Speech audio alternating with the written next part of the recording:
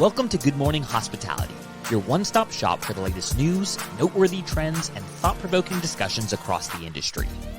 From hotels and short-term rentals to all things travel and hospitality, you'll find each episode equips you with the information that you need to start your week. Join us on Good Morning Hospitality every Monday, wherever you get your podcasts.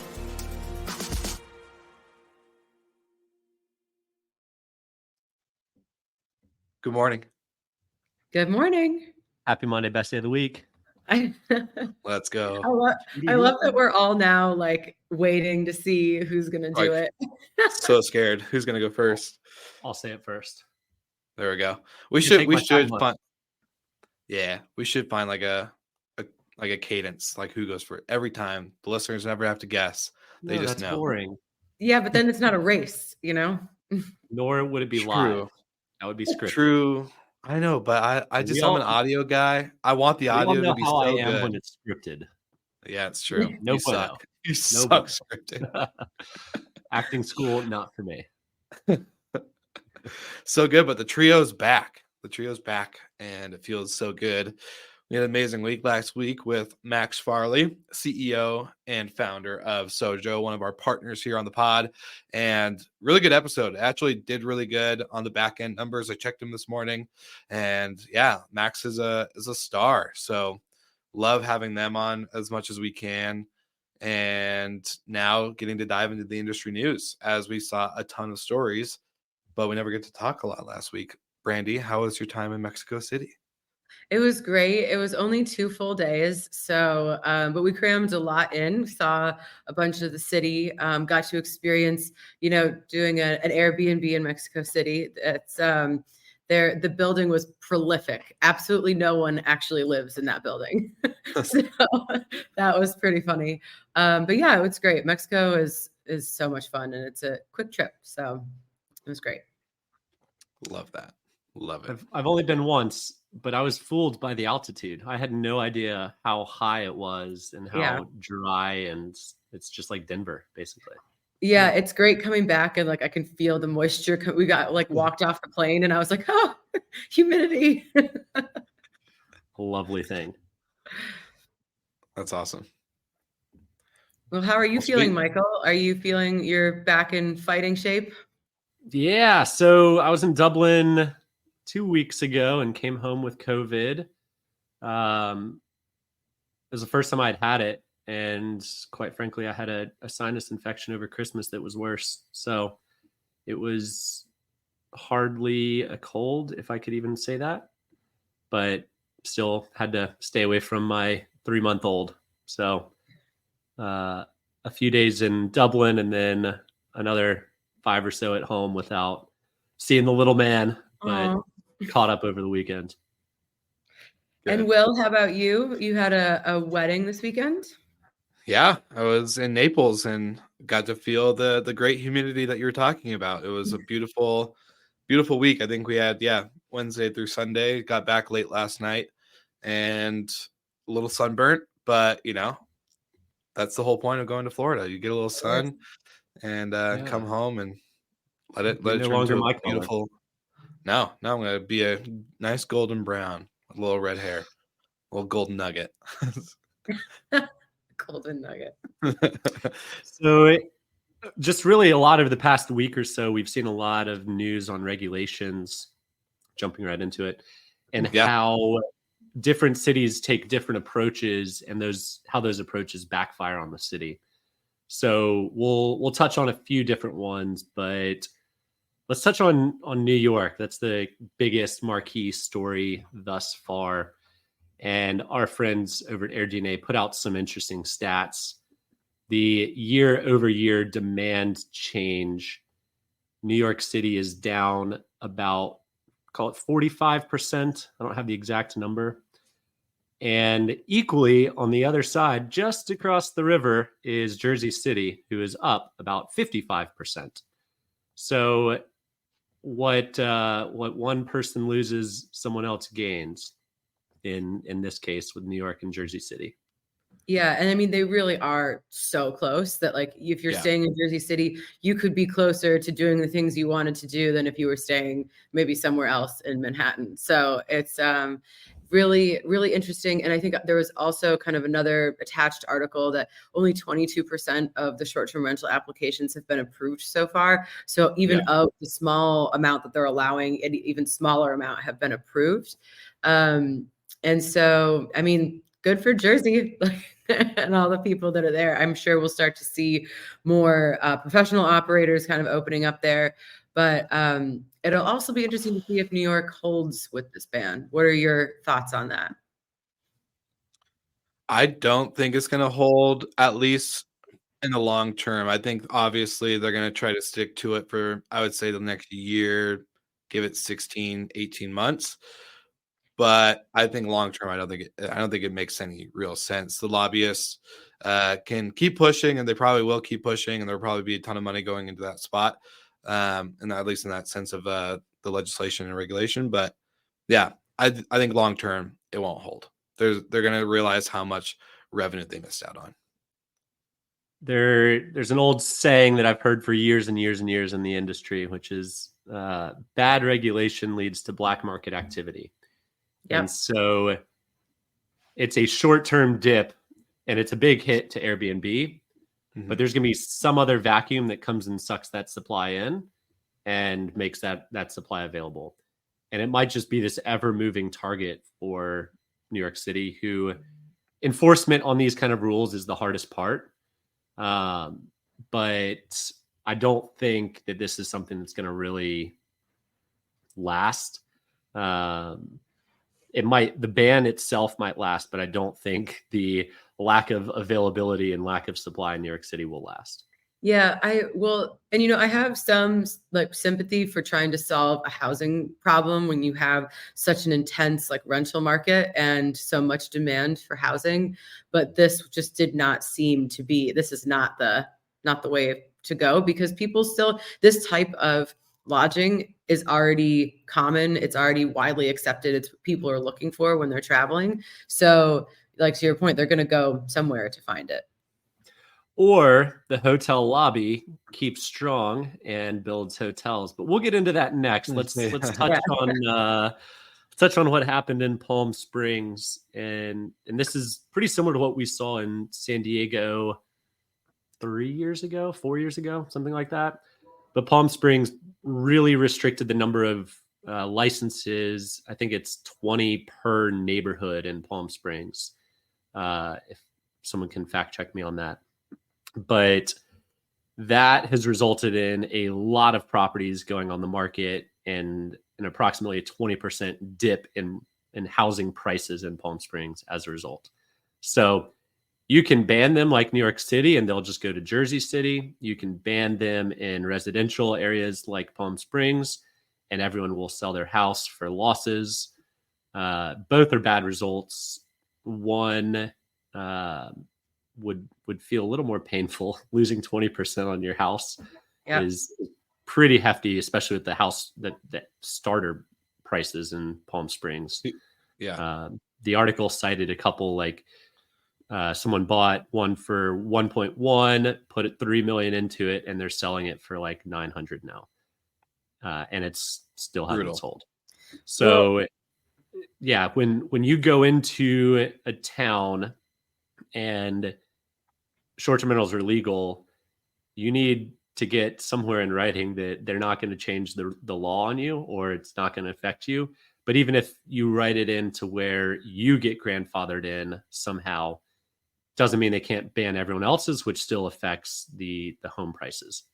Yeah, there was an example of a guy who I think his brother died, and so he took over the home, and then they were like, nope, it didn't even stay with the home, as soon as the ownership changed, and it's non-transferable. And I was like, ooh, even in the same family, that's brutal.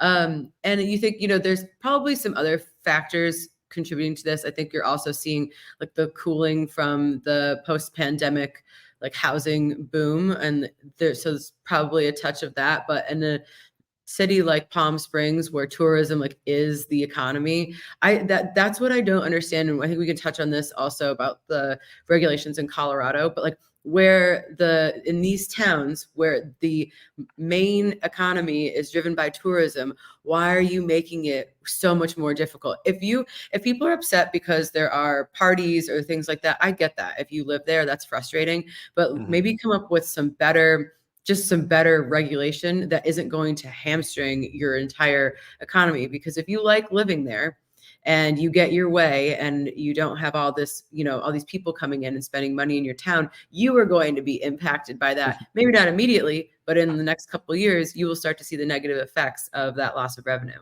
I believe it was the next town over, La Quinta, that did a study where just the TOT from short-term rentals, the transient occupancy tax from short-term rentals, covered the entire city parks bill per year. It was like $1.5 million.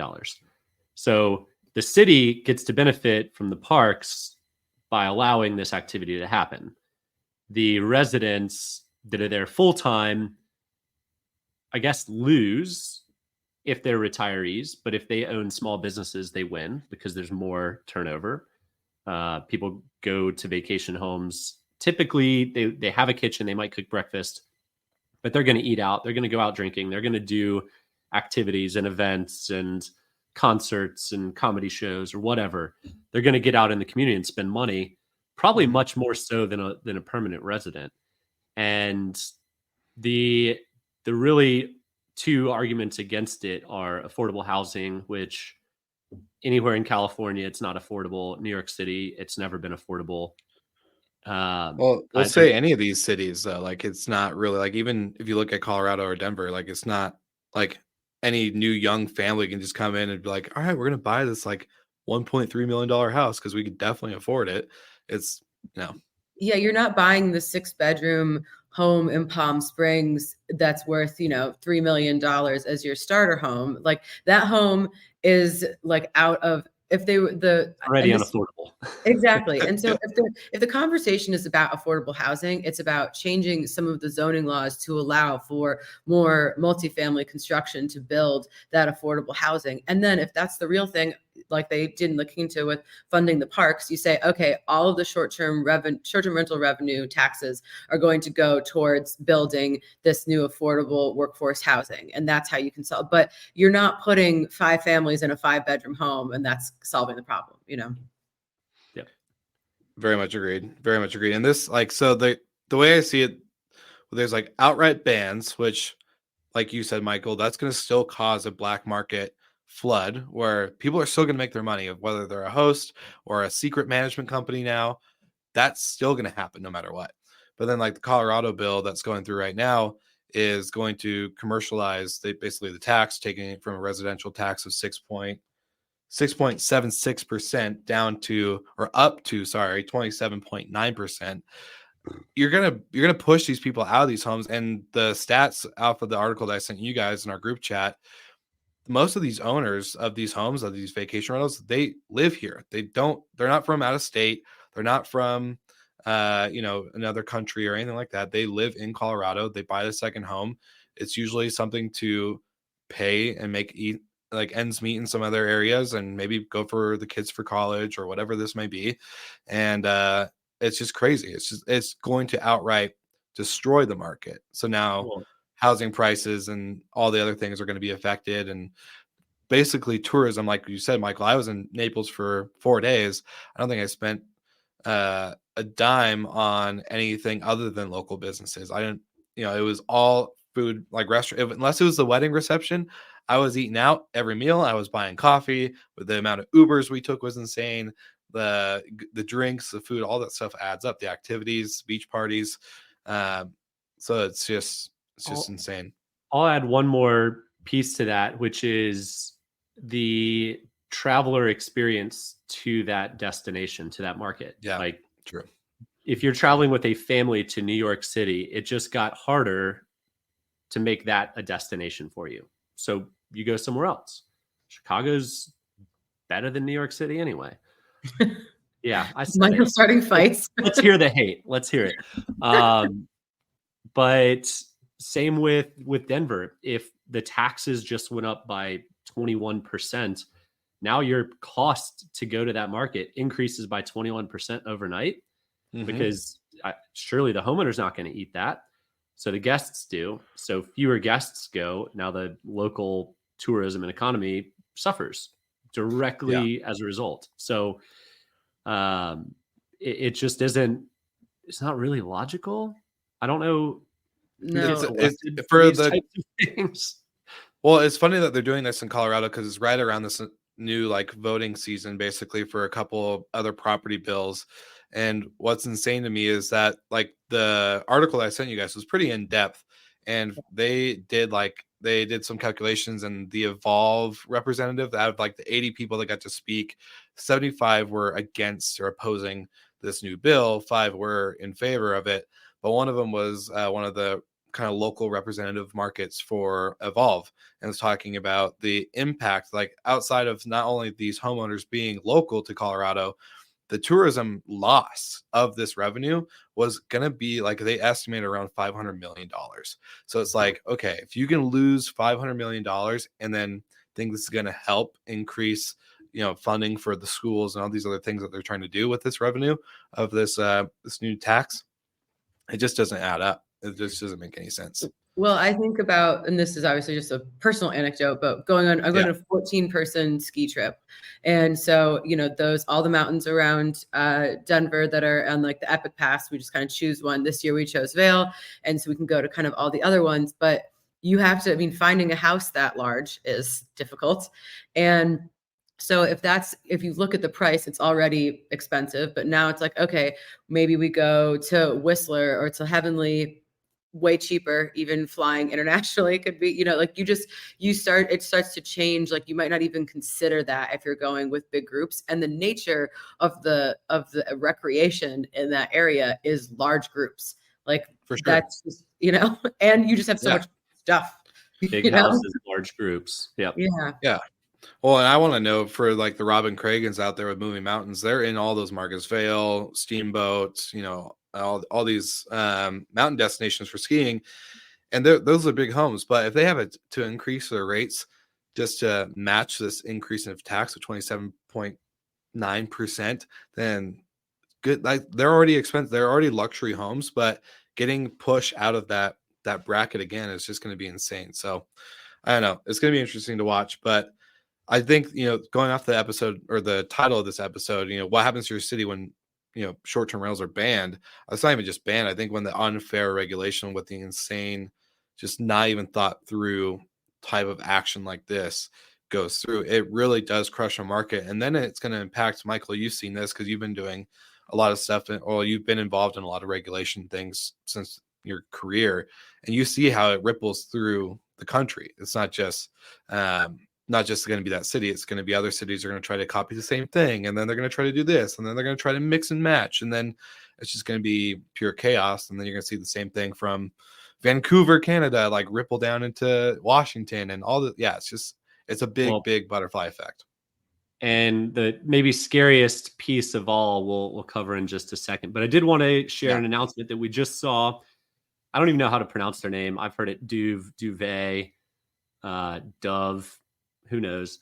But they just acquired EasyWay, an AI guest experiences platform. So interesting. Again, we see another vendor to vendor acquisition. Curious to see how that plays out. I don't know, quite frankly, much about either of those companies, to be quite honest, but kind of goes along with what we projected would happen, which is either companies will go out of business or they will be acquired. So here we are. This is a little bit more in the hotel sector, but pretty similar acquisition from my understanding, reading about the two companies with Luperto and DAC. So very similar side, just more on the hotel sector itself. But so yeah, interesting. But they added the buzzword AI. So, of course, 100%. Yeah, love it. Got to add that. You have to have it. It's that's how you justify it to the board. But it's AI, guys. Exactly. Yeah. AI is the new tech-enabled. And good point, Brandy. And hello to Jeremy, as always, tuning in. Love that you're here every Monday morning. And so Jeremy all the way out in Israel, just showing up for the hotel crew, the Monday crew. Jeremy kills it. Caleb Hannon as well. Shout out to you guys all for tuning in. So back to probably the scariest piece of news for the short-term rental industry, particularly city center folks, urban like Brandy, and is that Marriott has officially pinned 2 different U.S. properties for their apartments by Marriott brand. And I got to say, I mean, I don't know if this image is real or just a rendering, but it looks really, really nice. So I'm curious where the price point's going to come in. Yeah. But it looks like a fantastic property. The 2 that they've inked so far, Detroit and St. Louis. St. Louis is a 50 key project, and the Detroit one is a 92 key project. So fascinating to see. Absolutely love the design. Shout out to whoever their designer is there. But yeah, I think this could be the scariest thing for short-term rental urban operators as they exist today. And do they just become hoteliers essentially and get bought out, put out of business? Or I don't know, Brandy, what you think? And this episode's Brandy Rant brought to you by Go on, Brandy. Have I stirred it up enough? So yeah, in earlier prediction episodes and things like that, we were talking about what are some of the threats or maybe opportunities for urban operators. But I see this as, I don't think this is like an existential, like totally business ruining threat, but it is like Marriott has all of the things they need, all of the tools to really excel at this. They have all the processes and all the learnings from building up a huge hotel brand. And then on the customer side, we're always saying that there isn't a brand in our space that has general household recognition. Well, Marriott has that. It is now. Yeah, exactly. And you see this, I mean, and we can share maybe the link. It's a PR Newswire article, but it has a picture of one of the apartments and it's beautiful. And so I think in my head and some of the initial ones they saw, you were like, this just looks kind of like a bigger, kind of boxier hotel room, but they're leveling up. And I remember when we started with Marriott Homes and Villas, I was way, way back in the beginning, and they had just so much due diligence and so many details that we tried not to give them, because I was like, they're just learning how to do this by mining all of this information basically. And that's what's happening. And so I see this being really popular with people who are already loyal Marriott travelers, because we see that because you're not allowed to identify that really obviously that you're a different operator. There's a lot of friction with that, people expecting to come into a Marriott level, and I'm like a Bonvoy Platinum Diamond Medallion whatever member, and they have those travelers have a certain expectation regardless of how they're booking of what their Marriott experience is going to be. So I can see those people who maybe haven't had a great experience with short-term rentals because of their expectations. They are now like, oh, I can get that from Marriott. But it's also going to take a while, right? For this to really, these are, to my knowledge, total new buildings. And so that's not an overnight success, but I would say from the hotel players, they're the ones that are really crushing it in terms of blending these two industries. And it is a bit of a wake up call for all the urban operators, and eventually probably not even just urban, but in high density destinations that aren't urban. I'm thinking the Florida Panhandle, and with going into more condo style buildings and things like that. So they definitely have the power to be very, very serious competition. And it will be interesting to see how that plays out in their homes and villas with that interface. I will call it now that any supply that Marriott Homes and Villas has in Detroit or St. Louis will now be shut down. And per their typical franchise agreement, no competition within X miles. So as soon as something gets inked in Miami, Brandy, I would suspect you get a note that says, Yep. as of this date, we will no longer service you. So I do think, I don't necessarily think it's a threat from that standpoint.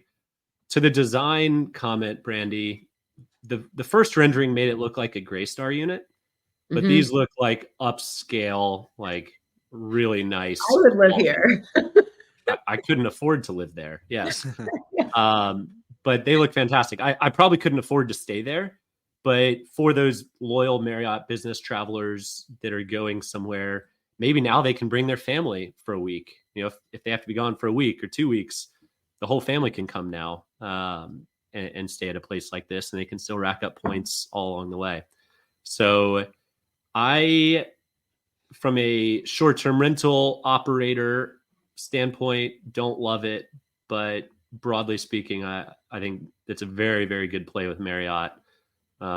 Fascinated to see the projected opening is Q3 for Detroit, and I don't think it gives us a date for Missouri for St. Louis, but Q3 we'll see.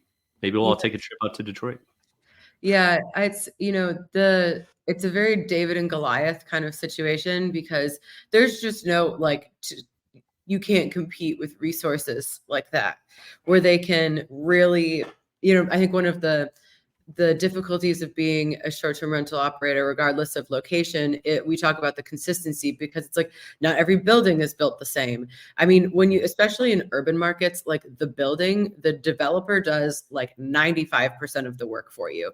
If we could have the best cleaning, all the same stuff in every apartment, but there's some of our properties that are old and it's just not as nice, where you have or brand new construction and it looks like a 5-star property. And so if Marriott has the ability to control what that design and feel and standard is, then it's very, very difficult to compete with that. They may or may not have been collecting data for the past 3 years with their Homes and Villas product. For sure. Well, that's what I'm curious about. It's like, okay, the Homes and Villas I've always seen as kind of a platform, right? They're using it as we're not building the supply, we're just bringing the demand. You guys have the supply. Now we're building the supply and bringing the demand. What are they going to do with it? If they're, especially Michael, to your comment, if they're going to, serve Brandy a notice saying, hey, your competition within this new space of what we just built, sorry, we're no longer going to service you.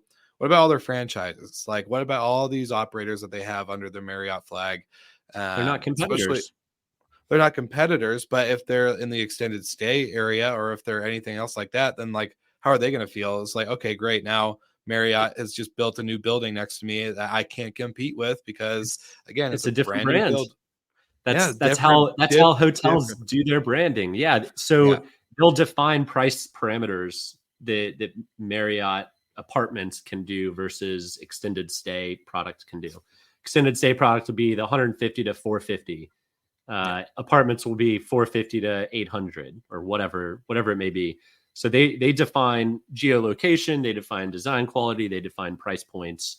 And so it is somewhat competitive, that it's a similar product type, but it's the people that can afford to stay in a place this gorgeous in a city center are not the people that are staying at the extended stay 5 miles outside of the city. Well, and I also think that the Homes and Villas aspect, like they might go towards removing urban operators, but Homes and Villas gives them the access to the homes and villas, like that's how they can. And but I'm just looking at some of our rough numbers, and that Marriott has become a significant channel, and some months we do more with them than we do with Expedia. So it would not be insubstantial if they were to say, hey, goodbye. So it's an interesting, I also do feel for the Homes and Villas team, because I feel like when you talk with them, they are really passionate about their product, as they should be, but they're also kind of like the stepchild from the third marriage. I feel like they're not, they're competing against is there a reason she didn't say redhead to both of us? Yeah, I think there is. There's a reason that she didn't say the redhead stepchild. I don't have any bias against the gingers, so don't worry. Appreciate it. We all heard it here. I'm just impressed that there's two gingers on this podcast. What's up? Represent Diversity. diversity. Yeah, I don't know. I have a lot of questions, but didn't we, when like they announced the apartment product, didn't they announce it was going to be like a lighter staff, kind of like the similar version of all this? Okay, cool. So I'm curious to see how they handle the operation. That's what I want to see.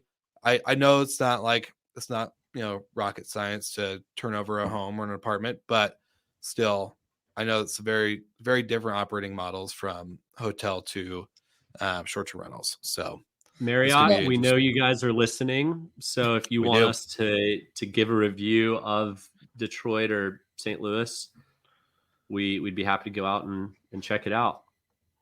Yeah, we promise we'll give you a glowing review as long as you sponsor the podcast. Just kidding. Awesome. Good episode. We're on time. Just like smooth operations over here. Anything exciting for you guys this week? Because I have less than 5 days before I'm on a plane back to another conference. So your conference season is starting. Yes. Well, nothing super exciting for me, but maybe super exciting for some people that are still in the market for some new tech for the year. If you're looking for a new PMS, which it's been a big topic lately. It's been resurfacing about choosing a PMS and like your tech stack and all of that. And if you're going through that, you have my sympathies, but I would highly suggest checking out Track. The team over at TravelNet and Track can really help you through that process, make sure that the software is the best fit for you. And then also, if you're going through any marketing changes, you want a new website, a new digital marketing plan, the team at Atlas would be happy to help. And you can check them out with the link in our show notes. And then other than that, I'm just trying to survive this frigid Miami winter. It is 58 degrees right now, so keep me in your thoughts. Bless you. Thoughts and prayers. Yeah. Golden, how about you? Anything exciting this week? Oh, same old. Just plugging away.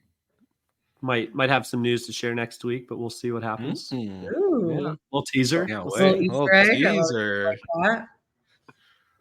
I love it. Have a good week, everybody. Sweet. Well, to do what we got to do, as always, don't forget to like and subscribe to the show. Make sure if you are in the hotel space that you also listen to our hotel crew on Wednesday mornings. Steve Turk, Sarah Dandashi. They kill it. They make us go viral on YouTube. If you listen to the pod and you want to watch it, you can go to YouTube or LinkedIn. We go live every Monday and Wednesday. And of course, like always, we'll see you guys all again next week.